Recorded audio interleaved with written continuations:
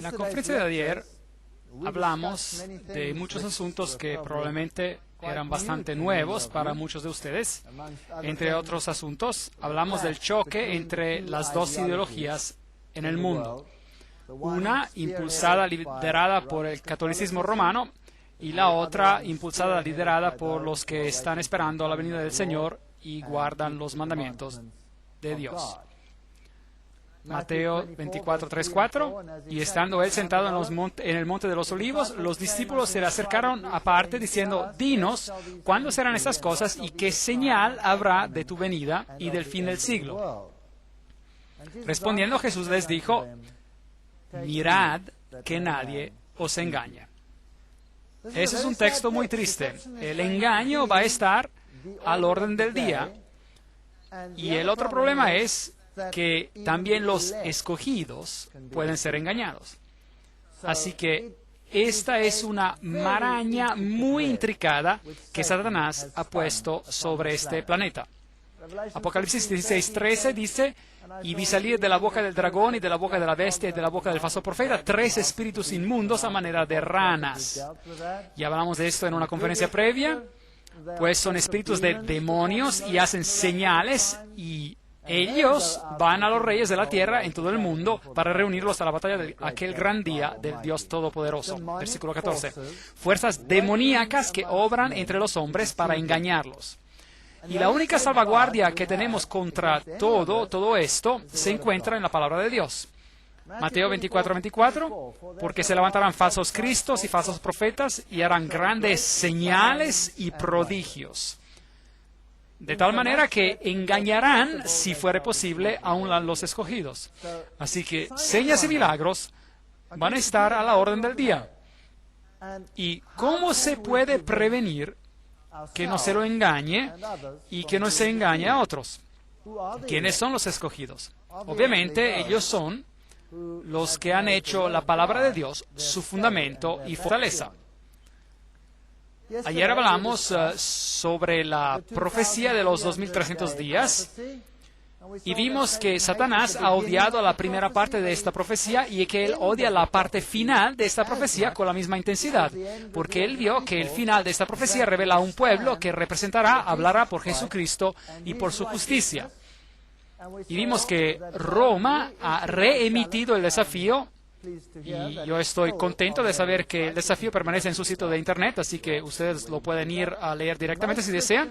La mayoría de los cristianos, dicen ellos, suponen que el domingo es el día de adoración que la Biblia aprueba.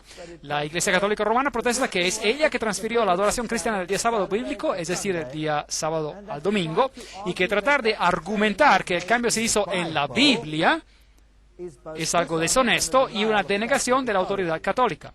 Si el protestantismo quiere basar sus enseñanzas solo en la Biblia, tendría que adorar en el sábado. Pues, ¿qué está desafiando la Iglesia Católica Romana? ¿Está desafiando a personas o está desafiando a la palabra de Dios? Sí, está desafiando a la palabra de Dios. Y nosotros estamos atrapados en el medio de esta batalla. Eso es todo. Y se acordarán que el Catholic Sentinel, el periódico El Vigilante Católico, tiene este artículo que decía: las personas que piensan que las Escrituras tendrían que ser la única autoridad, tendrían que lógicamente convertirse en adventistas del séptimo día y tendrían que guardar el sábado como día sagrado. Y por supuesto este artículo del sitio Internet Mary Online, María en línea, donde el editor dice: o la Iglesia Católica está en lo correcto o los adventistas del séptimo día están en lo correcto, no puede haber otra elección. Esa fue una afirmación asombrosa, que cita increíble, casi de no creerla. Y después dice: y si uno no escoge ninguna de estas dos opciones, entonces la doctrina completa de sola escritura, es decir, de basarse en la Biblia y solo la Biblia, colapsa. Muy bien, ¿cuál es el asunto de la pelea? La veracidad de la palabra de Dios. Y resulta que la Biblia predijo que un grupo de personas llegarían al final del tiempo y hablarían por la Biblia y solo la Biblia, es decir, por sola escritura, y hablarían por el Señor, así como Él viene descrito en la Biblia. Y si uno no escoge ninguna de estas dos opciones, sola escritura colapsa. Ahora, ¿cómo hace una organización que no se basa sobre sola escritura, es decir, sobre la Biblia solamente, cómo hace esta organización para defenderse a sí misma en cuanto a falsas doctrinas? ¿Qué queda cuando uno quita la palabra? La tradición y Si eso no va a convencer a la gente, ¿qué más se necesita? Uno necesita señales y milagros. Uno necesita acontecimientos que convencerán a la gente que esta es la verdad. Desde el 1844 hemos estado viviendo en el tiempo del juicio, y el estándar del juicio, ustedes se acordarán, Santiago 1:25, mas el que mira atentamente en la perfecta ley, la ley de la libertad, y persevera en ella, no siendo oidor olvidadizo, sino hacedor de la obra, este será bienaventurado en lo que hace. Y Santiago 2:12, así hablad y así haced, como los que habéis de ser juzgados por la ley de la libertad. Ahora, hay dos leyes en el mundo hoy en día, dos grupos de leyes. Un grupo de leyes se encuentra en la Biblia, y el otro grupo de leyes se encuentra ¿dónde? ¿Quién hizo ese grupo de leyes? Sí, correcto, el catolicismo romano. Y eso es muy extraño. La Biblia dice, si me amáis, guardáis mis mandamientos, Juan 14:15. Este es un asunto de autoridad. ¿Cuál autoridad vamos a aceptar? Bueno, obviamente, si usted cree en la sola escritura, es decir, en la Biblia solamente, usted va a seguir la autoridad de la Biblia, que es la autoridad de Dios, de Jesucristo. Aquí está la paciencia de los santos, los que guardan los mandamientos de Dios y la fe de Jesús, Apocalipsis 14:12. Así que aquí hay este grupo al final de los tiempos. Bueno, ¿qué es el testimonio de Jesús? Se acordarán que estudiamos este texto, leímos que es el espíritu de profecía, Apocalipsis 19:10, tuvimos toda una conferencia sobre esto. Así que a las dos características que distinguen a la iglesia del remanente de Dios son, uno, guardan los mandamientos de Dios, dos, tienen el testimonio de Jesús, que es el espíritu de profecía. Y el sábado, por supuesto, en los mandamientos de Dios va a tener un rol crucial. Y les di también mis sábados que fuesen por señal entre mí y ellos para que supiesen que yo soy Jehová que los santifico y no cualquier otro. Ezequiel 20:12, Reina Valera Antigua. Así que hay aquí esta decisión. Y después leímos Apocalipsis 14:9, donde el tercer ángel sigue y proclama, diciendo a gran voz, si alguno adora a la bestia y a su imagen y recibe la marca en su frente o en su mano, él también beberá del vino de la ira de Dios. Así que si uno empieza a pensar como él, a creerle o simplemente a obedecerle, entonces uno lo está adorando. Y después esta ira de la cual hablamos va a ser derramada. Así que el vino de la ira de Dios vendrá derramado y habrá una terrible consecuencia a causa de esa acción. Ahora ya hemos hablado de todo esto, así que les estoy dando un breve resumen antes de preparar el marco para estas dos organizaciones, estas dos ideologías que entran en conflicto. El Papa tiene el poder de cambiar tiempos, anular leyes y dispensar con todas las cosas, aun los preceptos de Cristo.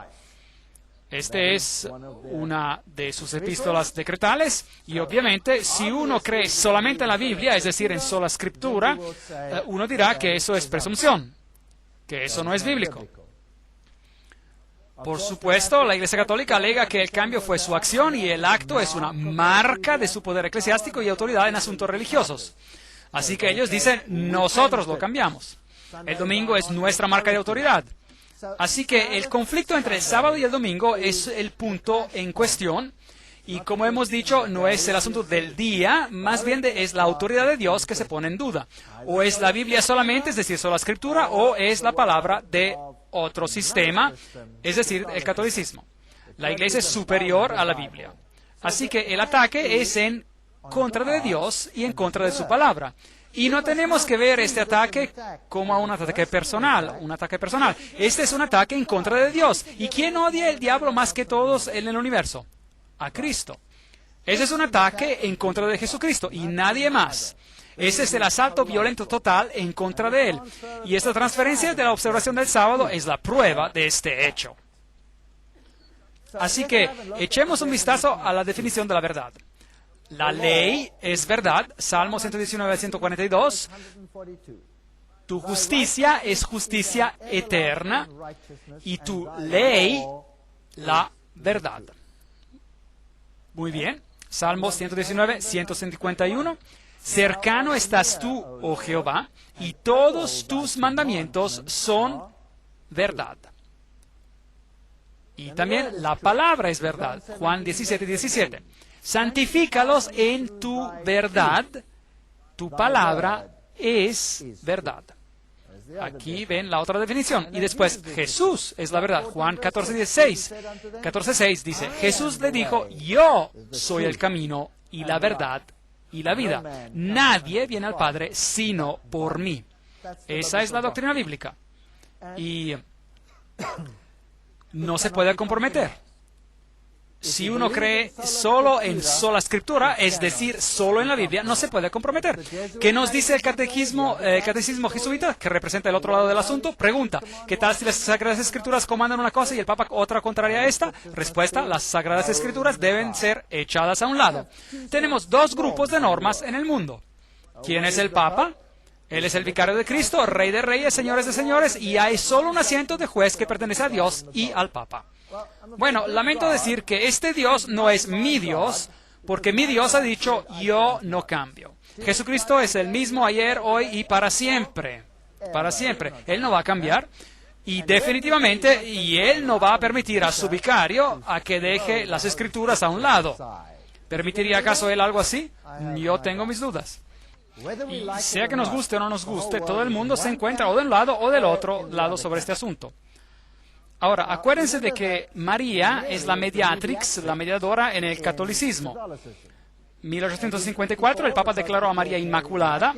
1951, el Papa Pío XII definió e impuso la doctrina de la asunción corporal de María.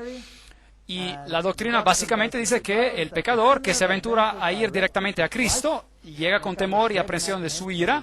Dejen que solo que utilice la mediación de la Virgen con su hijo, y todo lo que ella tiene que hacer es mostrar a aquel hijo los pechos que le dieron de lactar y su ira será inmediatamente apaciguada. Esta era esa afirmación terrible originada por el catolicismo. Y estas son las afirmaciones hechas por los santos católicos romanos. El que no tiene recurso o acceso a María cae y es perdido. María viene llamada la puerta al cielo. Ven, aquí a ellos les gusta la palabra puerta. Jesús dice, yo soy la puerta. Aquí se hace de María la puerta, porque nadie puede entrar en ese reino bendito sin pasar por medio de ella. Ahora, ¿no dijo acaso Jesús lo opuesto? La vía de la salvación está abierta solamente a los que pasan por medio de María. La salvación de cualquiera depende si esta persona recibe el favor y la protección de María. El que viene protegido por María será salvo. El que no será protegido será perdido. Nuestra salvación depende de ti. Dios no nos salvará sin la intercesión de María. La Biblia dice que hay solo un intercesor entre Dios y el hombre, Jesucristo hombre. 1 Timoteo 2:5, ¿no es eso correcto? Así que las dos ideologías no están en acuerdo. A Jesús se le está haciendo a un margen en este mundo, se lo ridiculiza, la palabra es ridiculizada, cada aspecto de la palabra. Fíjense, ¿el aspecto científico de la palabra viene ridiculizado en el mundo hoy en día? ¿Sí o no? Claro que sí. La evidencia arqueológica en la palabra viene ridiculizada en el mundo hoy en día. Claro que sí. ¿Y qué hay de los aspectos históricos de la palabra? ¿Vienen ridiculizados? Sí. ¿Y qué hay de los aspectos de la salvación descritos en la palabra? ¿Vienen ridiculizados? Sí. Todo viene ridiculizado.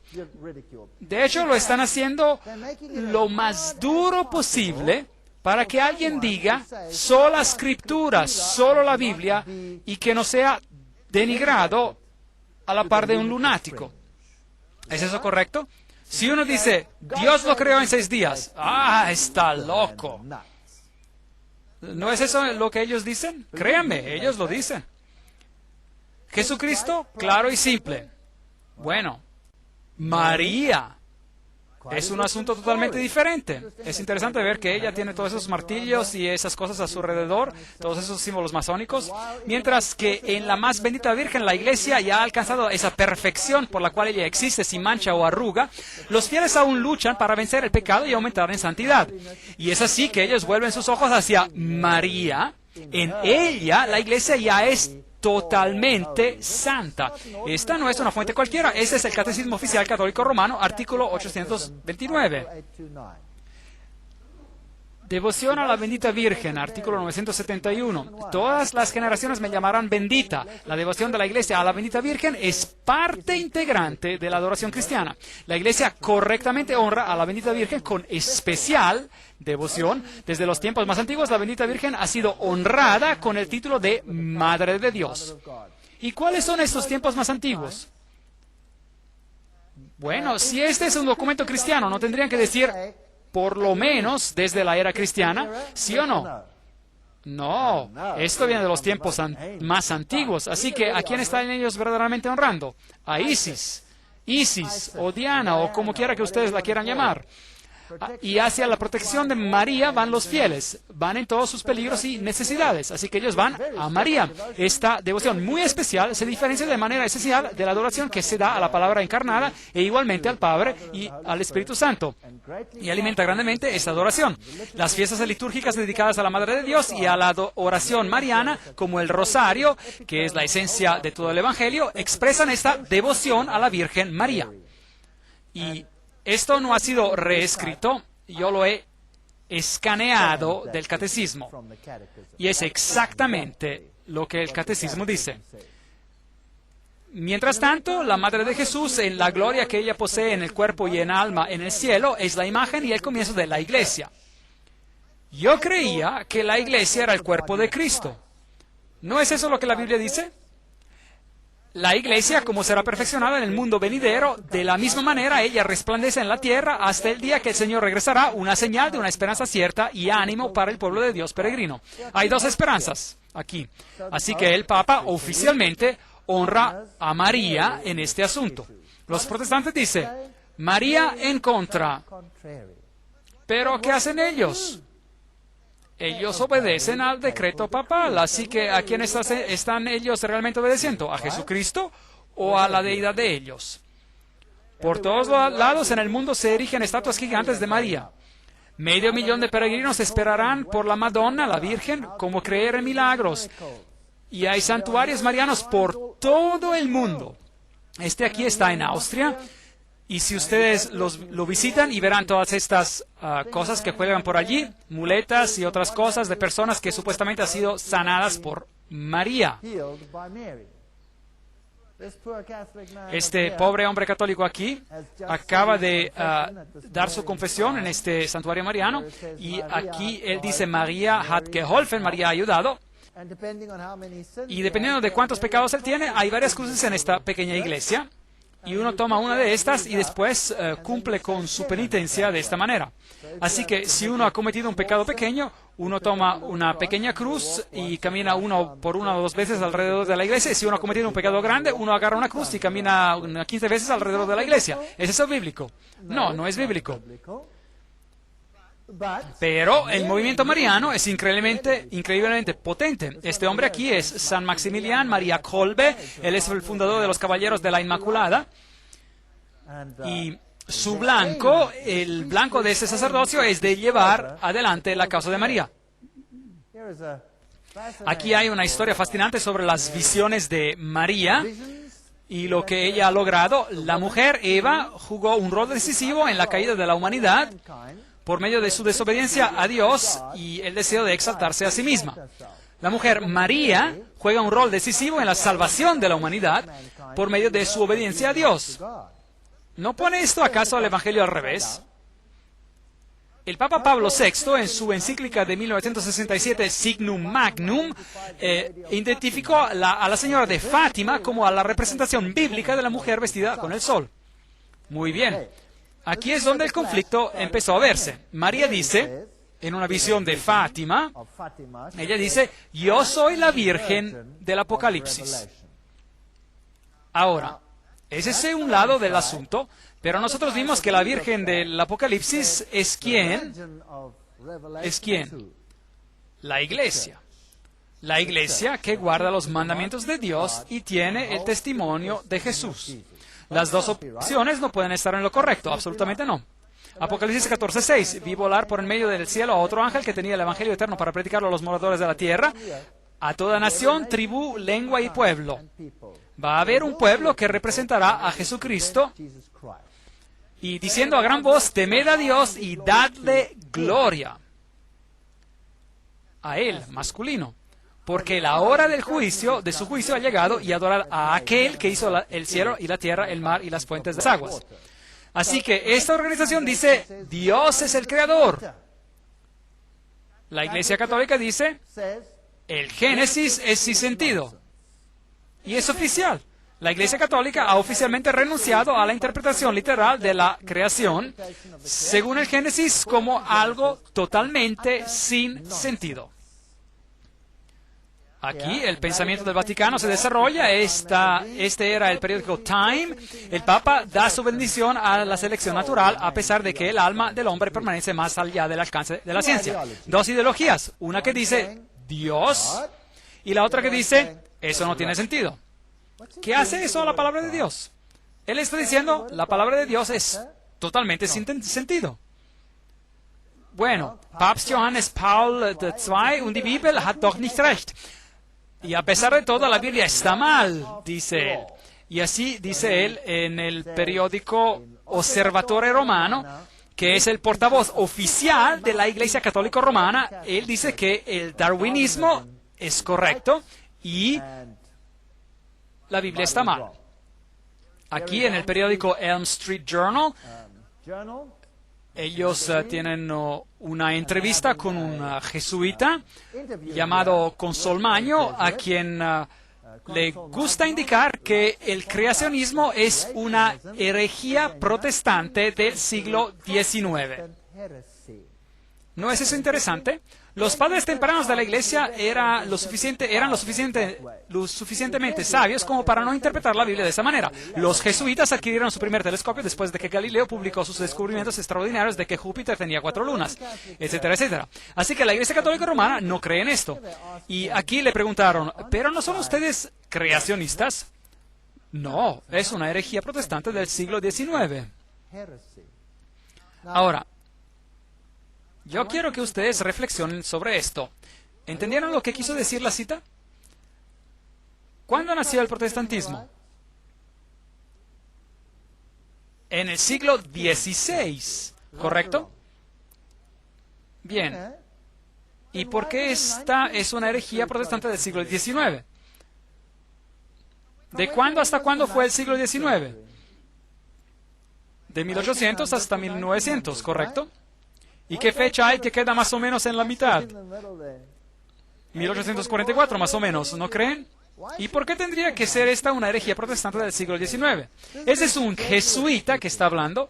Ellos saben exactamente quién es el que les trae problemas. Eso es interesante. El protestantismo, bueno, aquí ustedes tienen una iglesia protestante. Esta es una iglesia calvinista, un símbolo bello del sol aquí. Hay un símbolo del sol sobre la ventana, eso está aún bien. Afuera está esta placa donde tiene estas piedras petrificadas y que dice, estas piedras tienen 250 millones de años. Y el protestantismo apoya oficialmente la creación o apoya la evolución. ¿Qué creen ustedes? Ustedes digan. Apoya la evolución. Cada sínodo principal de cada iglesia protestante en el mundo ha oficialmente aceptado que el relato de la evolución, que de alguna manera tiene que ser incorporado en el relato bíblico. Así que aquí nosotros tenemos un problema. También la iglesia holandesa reformada lo ha hecho oficialmente. Bueno, aquí yo me encuentro en la más grande iglesia protestante en Suiza. La denominación se llama Die Evangelische Kirche. Para los que entienden alemán, entre ustedes pueden ver algunas placas bellas aquí y otros cuadros interesantes colgando en las paredes, interesantes, y ese es su creador. Ahora, ¿quién es él? Este es Brahma, que respira hacia adentro, y Brahma, que respira hacia afuera. Ahora, esta es una historia asombrosa. Se me invitó para dar una serie sobre la evolución y la creación en Suiza, y ellos alquilaron esta sala, simplemente porque era una sala bella, y era simplemente una sala alquilada de la iglesia de la Evangelische Kirche.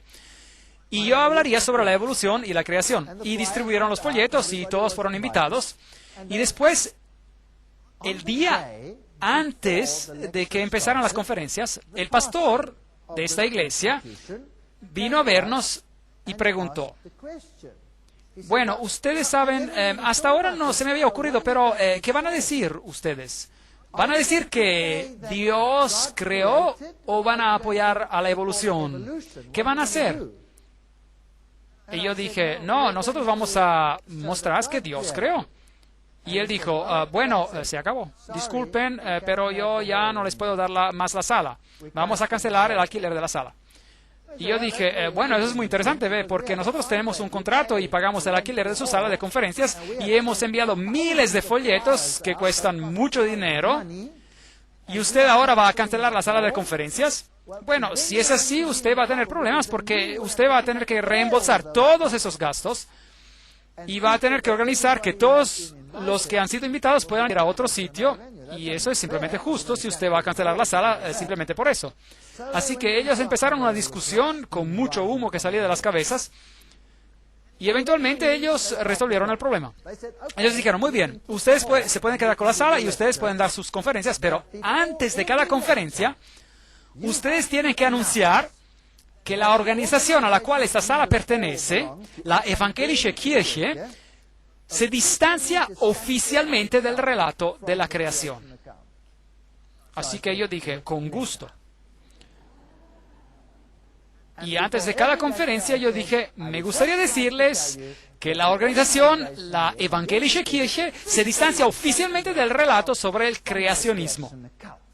Y después di mi conferencia, y después de las conferencias las personas dijeron, ¿pero por qué? Y yo dije, bueno, ustedes lo van a tener que preguntar a ellos, porque allí está su creador, Brahma, que respira hacia adentro, y Brahma, que respira hacia afuera. Las doctrinas no bíblicas de Roma, ya hemos hablado de ellas anteriormente. Primero, el bautismo de niños. 2, la aspersión. 3, el estado de los muertos y la mortalidad. 4, las oraciones de los muertos. 5, la oración repetitiva y el perdón de los pecados. 6, el infierno, un sitio y un estadio en el cual los demonios y los seres humanos que mueren en enemistad con Dios sufren tormento eterno. A Catholic Dictionary, en Diccionario Católico, página 395. Esa es la razón por la cual yo era un ateo, a causa de esa declaración. Yo era un ateo. Tendremos que considerar eso en una próxima conferencia. 7, las indulgencias. 1, se puede comprar la libertad. 8, la misa, la omisión del cáliz, el concilio de Constanza. 9, la adoración en el domingo. 10, las escrituras, el índice de los libros prohibidos, Papa Pablo VI, 1599. El arzobispo Adolphus en el 1462 destruyó los establecimientos de las imprentas de Gutenberg y de Schaeffer. Así que, ¿cuáles libros están aún prohibidos? El Textus Receptus, es decir, el texto que los protestantes usaron para producir el Nuevo Testamento, es aún un libro prohibido. Uno tiene que aceptar las versiones de ellos. 11, el preterismo, es una doctrina jesuita que dice que el anticristo está en el pasado, que él era un rey griego pequeño e insignificante. Y el futurismo, que dice que el anticristo vendrá en el futuro. Y la alta crítica, que desgarra la Biblia. Esas son todas doctrinas católico-romanas y todas ellas originaron de Roma. 1854, María Inmaculada. 1951, la Asunción de María. Y todas estas afirmaciones terribles que acompañan esa doctrina. Lucas 11, 27, 28. Mientras él decía estas cosas, una mujer de entre la multitud levantó la voz y le dijo, bienaventurado el vientre que te trajo y los senos que mamaste. Ellos dijeron esto a Jesús. Y él dijo, antes bienaventurados los que oyen la palabra de Dios y la guardan. ¿Por qué la reprochó Jesús? Porque lo que ella estaba expresando era una fábula babilónica. Eso es lo que ella estaba diciendo. Y Jesús dijo, no, la palabra de Dios y la obediencia, este es el criterio, y no un mito celestial. Los sacerdotes paganos de Cibeles, ellos tenían el celibato, ellos venían tonsurados, eso significa que a ellos se les cortaba el cabello en el centro de la cabeza, como algunos monjes se lo hacen hasta el día de hoy. Y la comisión que ellos recibían, el poder de sacrificar para los vivos y los muertos. ¿Puede uno sacrificar para cualquiera de estos? Hebreos 10:14, porque con una sola ofrenda hizo perfectos para siempre a los santificados. De hecho, no hay ni una doctrina bíblica en toda su teología. ¿Y cómo resuelven ellos este problema? Bueno, escuchen lo que el teólogo Karl Rahner, él es actualmente el jefe de la Congregación para la Doctrina de la Fe. Eso significa que es la cabeza de la Inquisición en este momento. Y él ha indicado que nosotros somos movidos de manera más rápida y eficaz por esas intervenciones divinas que nosotros llamamos apariciones, que por las enseñanzas abstractas de los teólogos informados o por la jerarquía de la Iglesia. Increíble, fascinante. Pues, ¿qué es lo que nos mueve? Las apariciones. Ellas nos guían. Y las enseñanzas de los teólogos, olvidémonos de ellas. Así que si uno no tiene la Biblia, y si uno ha corrompido la Biblia, bueno, eso es todo lo que a uno le queda. Eso es todo lo que a uno le queda. Así que han ocurrido apariciones marianas asombrosas en el mundo. Esas son las apariciones marianas que han sido aprobadas por la Iglesia Católica. Nuestra Señora de Guadalupe, 1531, aprobada. Nuestra Señora de Guadalupe significa la que aplasta la serpiente. ¿No es eso interesante? La que aplasta la serpiente. ¿Quién aplasta la serpiente? Jesús aplasta la serpiente. Y después, esta es fascinante, porque la fecha es tan interesante. 1846. Bueno, saben, yo me entusiasmo un poco cuando leo esas fechas. En La Salette, en Francia, fue aprobada por la Iglesia, y María dijo, Lucifer fue soltado en el año 1864. Es muy interesante. O ella dijo que él será soltado por esa fecha. Más o menos es lo que dijo. Lourdes, Francia, 1858, aprobada. Yo soy la concepción inmaculada, dijo ella. Esa es una mentira descarada. El único que fue sin pecado fue Jesús, nadie más.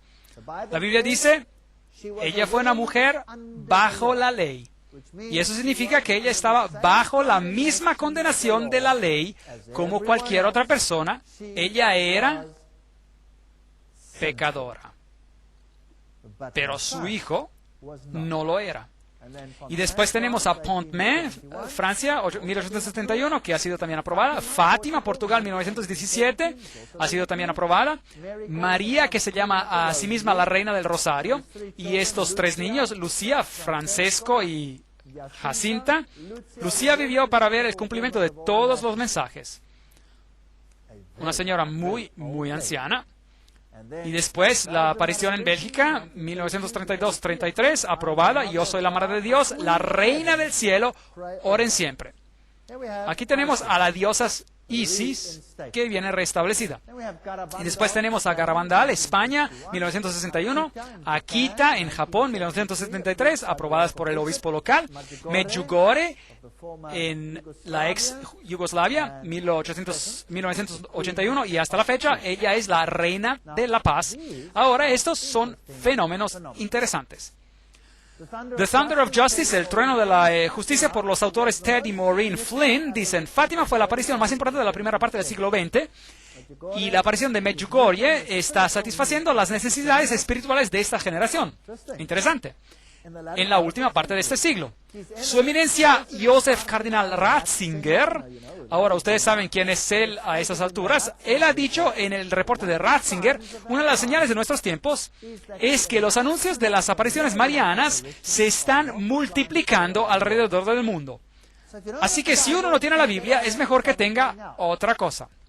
1950, el famoso arzobispo católico Fulton J. Sheen escribió, nosotros estamos viviendo en los días del Apocalipsis, los últimos días de nuestra era.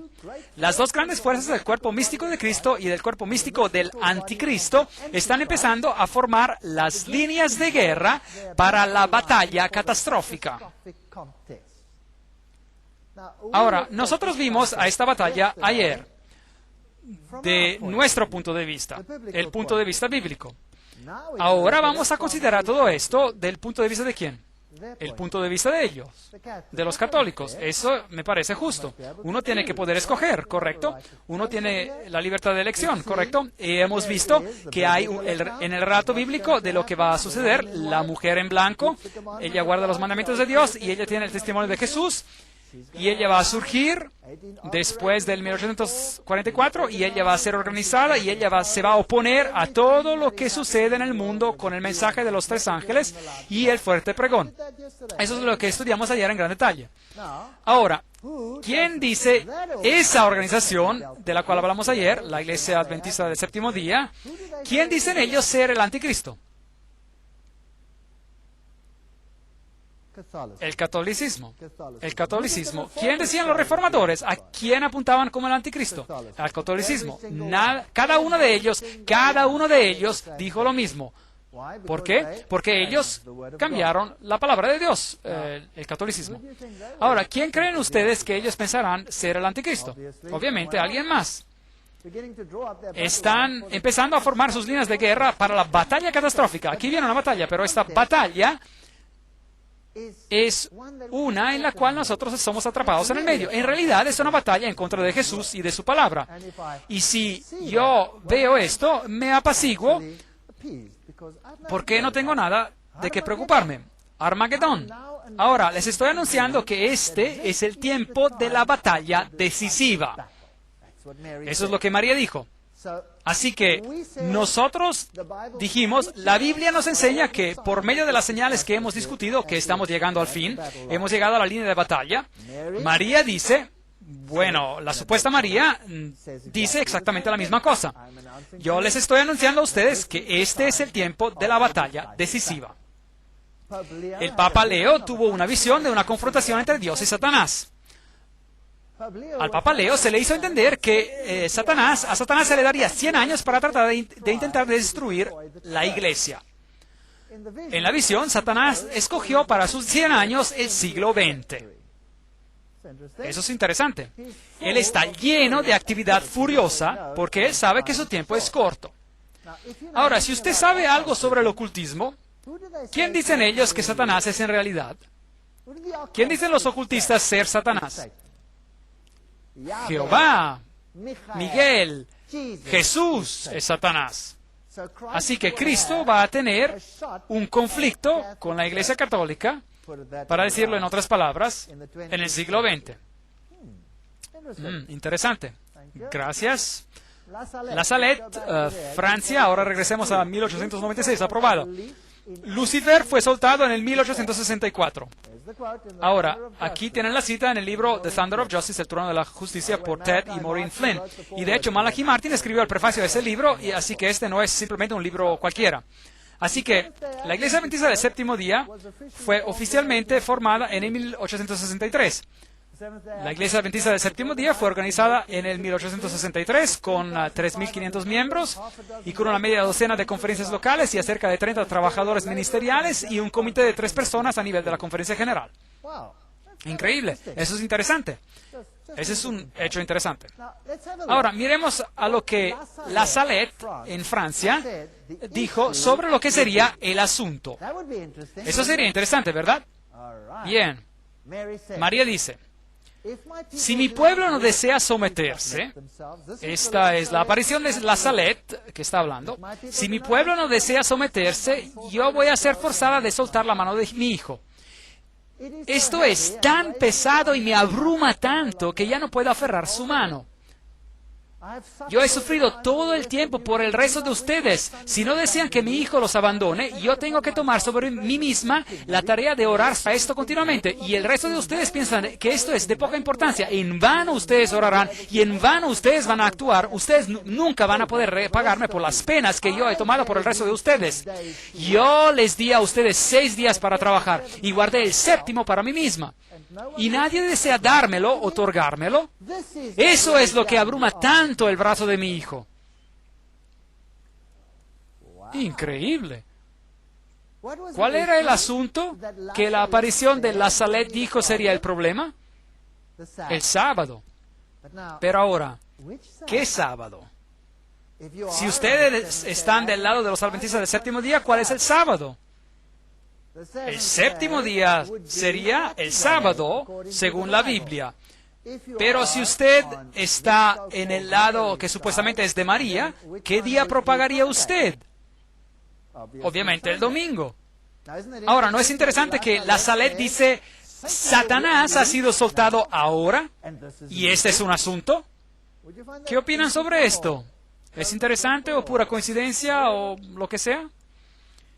Y Papa Pío IX, en su carta encíclica del 15 de agosto de 1854, dijo: las doctrinas o extravagancias absurdas y erróneas en favor de la libertad de conciencia son unos de los errores más pestilentes, una de las pestes que más se debe de temer en un Estado. El mismo Papa, en su encíclica del 8 de diciembre de 1864, anatematizó a los que sostienen la libertad de conciencia y de culto, como también a cuantos aseveran que la Iglesia no puede emplear la fuerza. Bueno, ¿quién empezó a hacer eso de manera pública en esa fecha? Bueno, ¿cuándo fue constituida la Iglesia Adventista del Séptimo Día? 1863. Y como consecuencia de las acciones de ellos, estas cartas encíclicas se empezaron a escribir, sobre las cuales hablamos ayer. Los misionarios católicos y las predicciones. Ese es un tópico que necesitamos analizar en detalle. Así que hemos creado el marco, las líneas de batalla han sido formadas, dos grupos se han formado, un grupo que se basa sobre los mandamientos de Dios y la palabra de Dios y la centralidad de Jesucristo, y el otro grupo que se basa sobre las señales y las maravillas y los milagros y los mandamientos de la Iglesia y las apariciones como apoyo, porque no existe apoyo bíblico. Y nosotros tenemos que tomar una elección.